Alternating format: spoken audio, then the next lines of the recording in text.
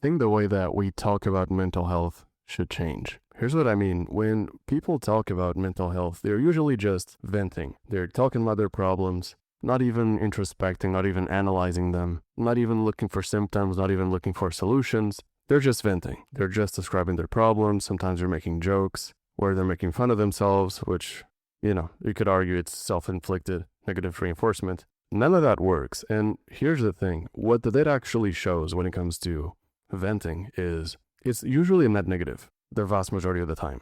The only times where venting is actually net positive is if you're talking about your problems in an attempt to find a solution. The more you complain about your life, the more self-inflicted negative reinforcement you give yourself, and the worse you're going to feel. I think mental health discourse is centered around venting with no purpose other than that.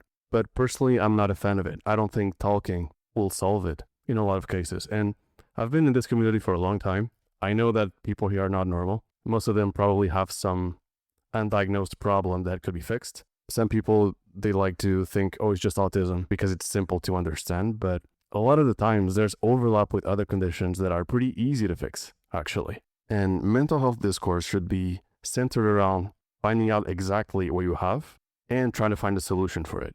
Because the studies are there. We know exactly what works based on what behavioral patterns your life intersects with. A lot of people don't want to improve. They want to be more social. They want to make more money. But some people just cannot get started. Some people, they have addictions. Other people, they have obsessions. And there's a chance that it's a problem that is pretty well known and pretty easy to fix, but you're not fixing because it's not even the approach you're having. You're just venting. So I think mental health discourse in general should move away from venting and talking about your problems without any goal in mind, and should move towards, okay, what do I have? Is it a chronic serotonin deficiency? Or is it a chronic dopamine deficiency? Or is it OCD? Is it anxiety disorder? What is causing most of my problems? And maybe that something is actually easy to fix. And if it does have side effects, they're extremely little compared to the net positive effects that fixing that problem would have in your life. And maybe fixing that would actually have a massive snowball effect that would allow you to start fixing everything else in your life. I'm not saying that applies to everyone. Some people are just unlucky and they have extreme disabilities and don't really have a simple solution, but it depends on the case. There's a lot of people with problems that are pretty easy to fix, but they don't fix because of lack of information. So let's go back to first principles. Let's identify what you have. And based on that, what is the best solution that would actually fix your mental problems that then would allow you to be happy and productive in your life and start to fix everything else?